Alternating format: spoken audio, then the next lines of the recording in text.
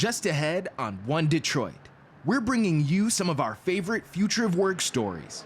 Coming up, a Detroit restaurant owner shares the secrets to her success. Plus, a Michigan company makes major advances in the medical device field. Also ahead, a Detroit-based fashion brand showcases its unique sustainable styles. Plus, we'll look at some of the events coming up this weekend and beyond. And a performance by Detroit band Daco. It's all coming up next on One Detroit.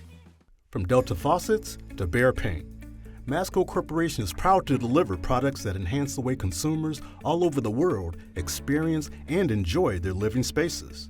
Masco, serving Michigan communities since 1929. Support for this program is provided by the Cynthia and Essa Ford Fund for Journalism at Detroit Public TV. The DTE Foundation is a proud sponsor of Detroit Public TV, among the state's largest foundations committed to Michigan-focused giving. We support organizations that are doing exceptional work in our state. Visit dtefoundation.com to learn more. Nissan Foundation and viewers like you.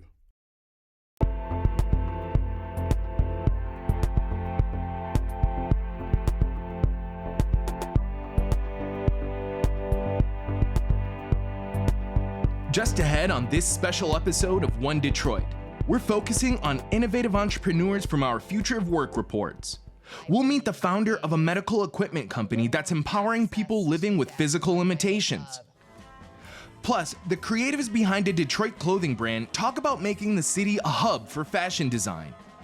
Also ahead, Peter Worf and Dave Wagner of 90.9 WRCJ fill us in on upcoming events in the Detroit area. And a performance by Detroit band Daco. But first up, the owner of a Detroit restaurant talks about how she keeps her business alive and thriving.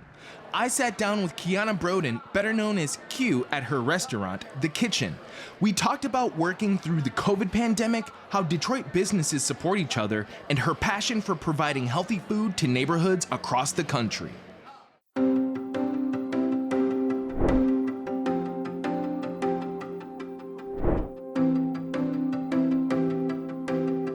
One of the things that I hear a lot about working as a small business owner in Southeast Michigan, in Detroit, is that there is a community of partnership and essentially an ability and a want for people in this business environment to help each other out. Is that something that you've experienced when running your business, when getting started, when you come up against an obstacle that you need a solution for? How has the business community in Southeast Michigan, in Detroit, been there? I will say that everybody I've come in contact with, like, I don't know if I'm just blessed to meet, like, the nicest people. Like, people are very, like, caring. They're very warm, welcoming, and, like, they give you information. So if I know I'm trying to do something different that I wouldn't normally do, I'm not good at no either. So when people say no to me, that just means I'm talking to the wrong person. So I will go to people who will help me get the information that I need, because I don't know everything. But I also think vice versa, the things that are working for me, I share it with the people that were in my circle. So and honestly, the people in Detroit, we're like open books to each other, because the thing about it is, what is the purpose of me having this information? I die with the information. It's just gonna die with me. Why would I not want to share that? Right. And so, like, I'm very big on that, and I'm also very big on keeping a circle of people around me that we're sharing, because we should all win. There's enough for all of us to win. In my mind, I don't look at other restaurateurs as competition. I don't have competition. My competition is I'm my own competition, not everybody else. We should all be able to win. And if I'm doing something that's working for me and it makes me successful, why would I not want to tell you so you can be successful too? How has the development that's happening down here, how do you feel about it? When it comes to the development, are you excited about it? Are there concerns? Is there any trepidation? Where do you feel like you fit in? I'm always looking at the positive. When I say I always look at the positive, there is no negative for me, because the negative is a waste of energy. So for my brain, I'm always looking at my mission, my purpose. If I know who my clients are, how do I market to those customers? When I opened right here on Woodward, there was nobody else. There was like a clothing store. It was nothing. This was a block that was not. There was no gentrification, okay? It was like, Q, why would you want to put this right here? Girl, because my brain said healthy food in every hood. People should not get food based off of their zip code. They should get food because it should be their human right. So my focus is always, how do I make this food more available? So in my mind, just as fast as you see, every time you see a McDonald's in my head in the future, you're going to see a kitchen, because the goal is to put healthy food everywhere, because we have to be the people to change the perception of what it is. So I'm very glad that they're bringing things back to the city. I'm glad that they're allowing the people that are from the city to actually get these locations as well. There are different, associations that are always, they're always pushing for you to support the people who are local, allow them to get into some of the places for us. Like you got the Metro Detroit Black Business Association. Like they're always for the small business owner, and that's a cool backing to have. But again, you make these allies with the people that are going to help you keep growing and you keep building. So for me, I like the community in the way it is now, but I also like that we are getting to see more, but you can't make your whole business focused on if everybody else is on the block. It's how am I going to bring clients to my location? The biggest challenge that Southeast Michigan is facing, a big challenge that Detroit is facing, all metropolitan areas are facing, is how do we get millennials and anyone who wants to start a business or anyone who wants to be a part of the workforce to come to Southeast Michigan, to come do it in places like Detroit? So my focus, again, it's going to be my mission and my purpose, but it's also like families. What do people do as a family? What do people do to get back to the table? So my brain wants to do things to bring people here. So for us, we do cooking classes that you can bring all age. We have to get people out of their houses. And we also have to stop pushing fear on people. You got to think about what people are at home looking at when they're on the news. You can't come to Detroit because of this. Yes, we're changing their perspective of it, but I think people just need to see it's a really family-oriented place. There's things for you to do. You can come out and eat at all the restaurants, or if you're a person that has a business idea, don't sit on it, but create programs that have them where they can come and sit with people who are business owners like me, hey, you got a business idea? Let's sit and work with you on a business plan. Let's get you from plan A to B to C. What does that look like? And make it more, and it's not to say that there are not programs like that out there, but I think we need to talk about it more. As much as we can talk about negative things, if we talked about those type of things, I think it would pique the interest of people that are not here in Detroit, because you get people that from out. I have people that would say, I'm leaving New York to move to Detroit. So you get but what about the people that are here? I'm always saying, look in your own backyard. Look around the city of Detroit, all the places that people are when people were in the city and they moved to the suburbs. And now why do we want them to come back? Put the same thing, the same amenities that are in the suburbs in the city of Detroit. I shouldn't have to go to the suburbs to find a healthy grocery store. I'm super excited that they brought more, they're bringing more grocery stores to Detroit, but Detroit is large. We should all have the same accessibility to healthy food. How do I make that become the squeaky wheel gets the oil? I tell people that come to my classes, if you don't open your mouth, closed mouths don't get fed. If you don't open your mouth and tell your neighborhood, hey, at every gas station in the corner, I want you to stop just giving us chips and cookies. Give us healthy food. Until we make the noise, it's not going to change. The next Future of Work report is about a Michigan company making waves in the healthcare and medical device industries. Wareologie manufactures products that help people with physical disabilities recover their independence. I spoke with the founder, Gina Adams, about the inspiration behind her products.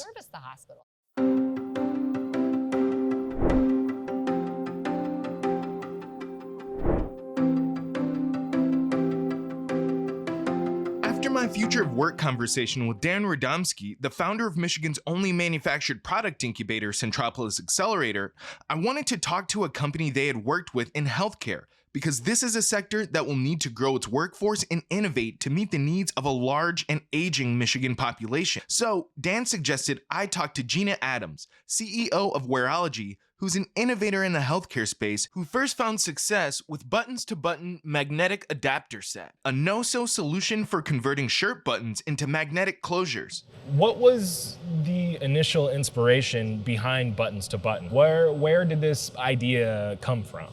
Thank you for asking. Yeah, my stepfather was struggling with Parkinson's, and there's a ripple effect on caregivers such as my mom. And so it's not only that physical impact, but the emotional toll it takes when you have somebody as, you know, my stepfather was a PhD engineer, and so to lose any sense of independence, he was, you know, the rock of the family, and so to take one activity that he could regain and do independently, that really impacts a person's emotional well-being, and so that's really the impetus behind it.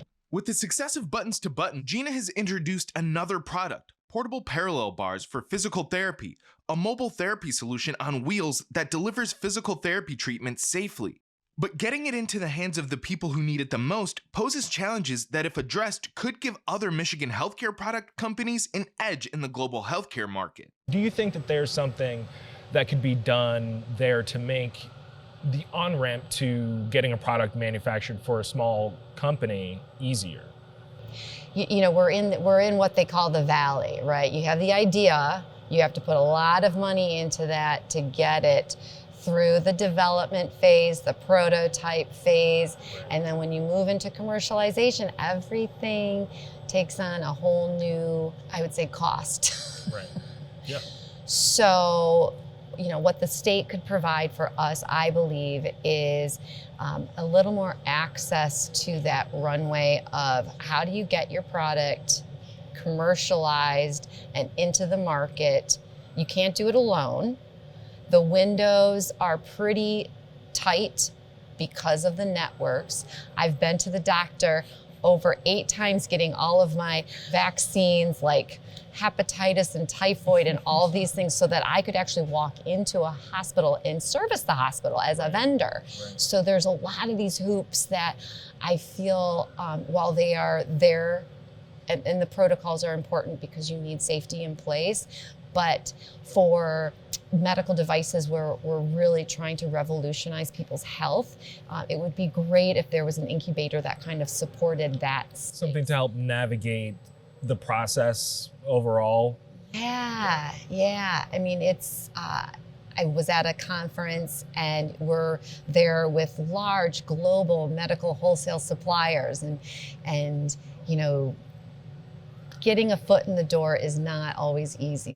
As you're going through this journey, as you're developing these products, as you're building this company, you stayed here in Michigan. Well, we're based here in Southeast Michigan and have incredible access to world-class manufacturing, and there's no better place to develop a product, in my opinion. The opportunity to create jobs here in our home state is really important to us. And because we are committed to helping people with disabilities, we were excited to also partner with not only our manufacturers, but down to the people that kit our products. So the first product, Buttons to Button, actually kitted by people with disabilities as a form of job creation. It's great to have the opportunity to collaborate directly with your manufacturers so that we are building together. There's a lot of lessons learned along the way, and to take a product from a prototype that's 3D printed into a commercialized product is a huge leap. And so working here with incredible manufacturers has really helped expedite the process versus, I can't imagine the cost of going overseas. Whether they're in a bed or they're in a wheelchair and standing up, now you have something that is structurally... In the next 5 years, what do you hope for the future of work at your company?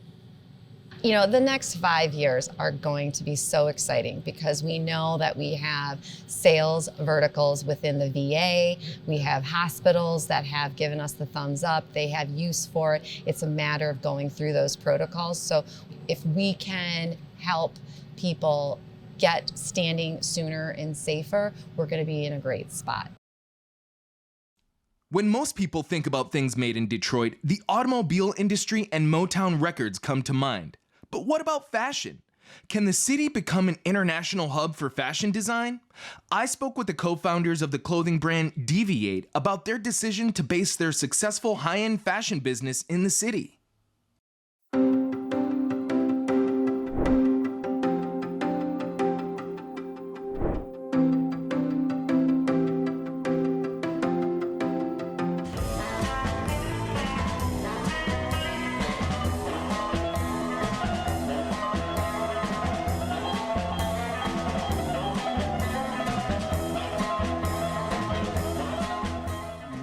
word was fashion. You said it has a bad connotation. Why is that? What frustrates you about it? And what is being missed when people, have that perspective on it? Yeah, I think in some settings it has a negative connotation where there isn't a level of seriousness that comes with the industry. It's a giant industry, and design, there's so many different avenues. There's manufacturing, product design, retail, there's the creative direction that goes into it. I mean, there's just so many opportunities. It's a giant industry. And I think when people think of fashion, they think of the sensationalized portions that maybe don't necessarily scream business, but fashion is a giant business. And I think it would really benefit the city to take it seriously in terms of being the future of the city, where an industry can really develop and flourish, and where we can push boundaries in the national, global industry. Detroit can be a major player. It should be a major player. We have the infrastructure here for manufacturing. We have a skilled workforce. We have super creative talent. We need to bring it all together and really take it seriously as a fashion industry hub. How is business going? Are you doing well? Is there anything that you guys currently need that could help you expand? Is it a tough environment because you're here in Michigan? What is this outlook? What kind of things are you navigating? The fashion industry specifically is an antiquated industry. There's a lot of notorious characteristics in terms of exclusivity, and not really being an industry that the majority of the population can participate in, whether it's unaffordable prices or gatekeepers or whatever it may be. It's an industry that is not easy to participate in. And so I think being based in Detroit, Michigan is our greatest strength and our greatest weakness at the same time. So I think it's interesting that we're able to participate in it from a city that a lot of people don't, in the external industry, don't necessarily see Detroit as a fashion city, even though we know it here, it's been here, we're a creative community, we're a hyper creative city, but that perspective isn't necessarily shared outside of Michigan. And so when we're able to say we're a Detroit-based brand, that gets people's attention, and they wonder, how are you operating there? How is it different than the rest of the industry? And that helps us a lot, I think, because it's an immediate icebreaker. It actually gets us a lot of conversations. We'll cold DM people on Instagram, and they're interested because we're different in that way, because we deviate in that way. But I think it's also really difficult too. It for sure comes with its challenges where obviously removed from a lot of the larger industry, hub like New York or LA.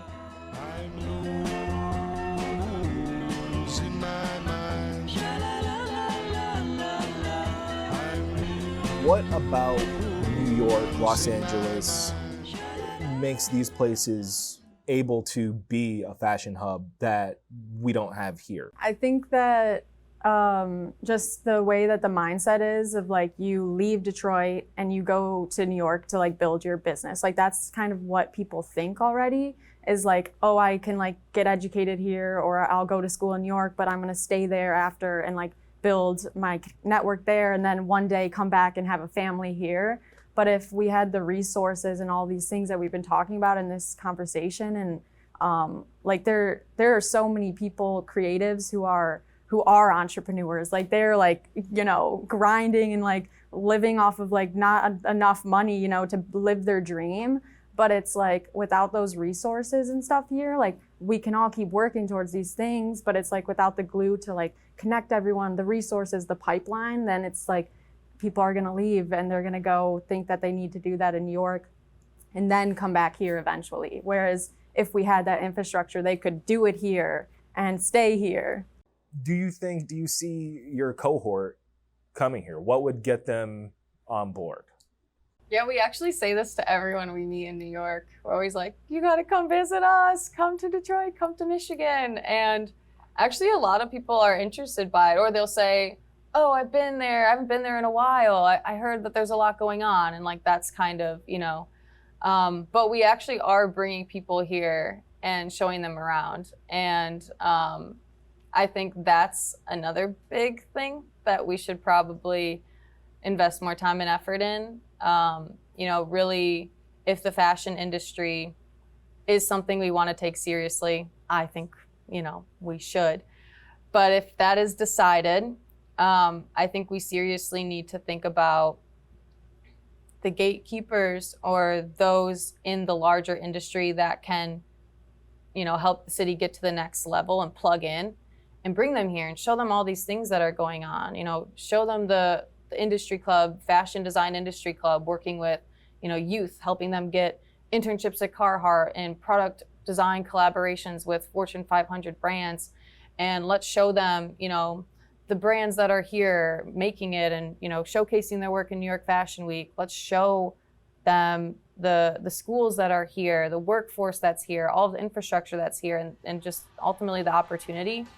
Fashion's looking to be, more inclusive. Fashion's looking to grow and be pushed in new boundaries, just given the climate and everything that's happened over the last couple of years. So let's be that solution. Let's do it. But we need to take it seriously, make a deliberate decision to do so, and then bring those people here. Show off what we're doing in a really meaningful way. Summer is in full swing, and the list of things to do in Metro Detroit is growing. Dave Wagner and Peter Worf of 90.9 WRCJ offer some options in today's One Detroit Weekend. Hey, Peter, great to be with you tonight to talk about all of the great things that are going on this weekend here in the Metro Detroit area. Yeah, Dave, there's so many options to check out. Let's start with the Uncle Sam Jam in Woodhaven Civic Center Park through the 9th. There's a ton of activities for the whole family, including free live music each night and fireworks Friday. Can't get much better than festivals in Michigan in the summer. And something else happening multiple times this season is Opera in the Parks. On July 7th, you can head to Gordon Park, where you can participate in a yoga class at 5 p.m., followed by art and a meditation session. Then the Detroit Opera will perform at 7 p.m., and this is really cool. Massages will be offered all throughout the evening. That sounds like a wonderful night of wellness. On July 7th and 8th, Baker's Keyboard Lounge has the Ralph Armstrong Trio performing. Baker's is a place every Detroiter needs to take in at least once. Absolutely. Baker's really is a magical place. I love going there for some food and, of course, always great music. Now, something a little different for the family are the historic baseball games. They take place in Walnut Grove at Greenfield Village. You can see games most Saturdays this summer, so go head out there and see the game as it was played in the 19th century. Dave, that sounds like a lot of fun. Just as you mentioned earlier about more festivals happening in the summer, the Oakland County Fair takes place July 7th through the 16th in Davisburg. It's one of the oldest fairs in the nation. People can check out the Big Rock Carnival, canines in flight, and there's various competitions for kids and their pets. There you have it. It's another great weekend in Michigan. So we hope all of you get out there and enjoy what our state has to offer. And here are some more things happening this weekend.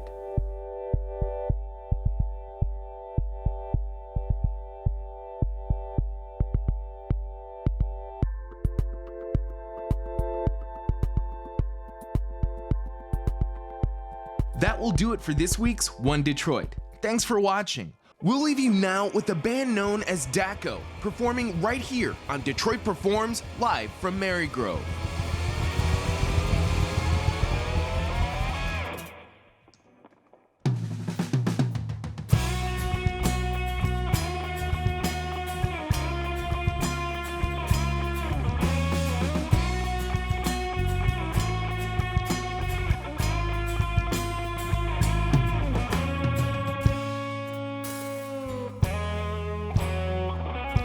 I wanna get away from he who pulls the strings in almost every way. Well, I just wanna sing.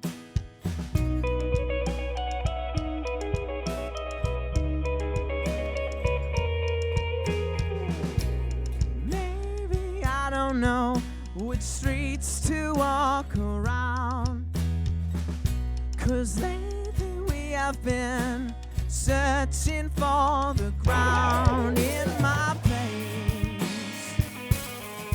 in my place.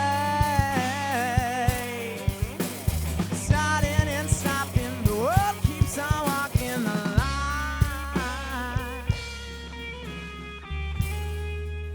Don't you lay down and die.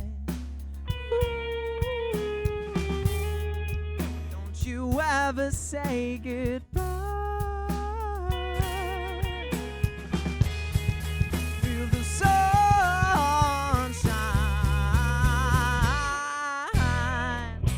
right here, right now. Break free from all your chains. Right here, right now. From Delta Faucets to Behr Paint, Masco Corporation is proud to deliver products that enhance the way consumers all over the world experience and enjoy their living spaces. Masco, serving Michigan communities since 1929.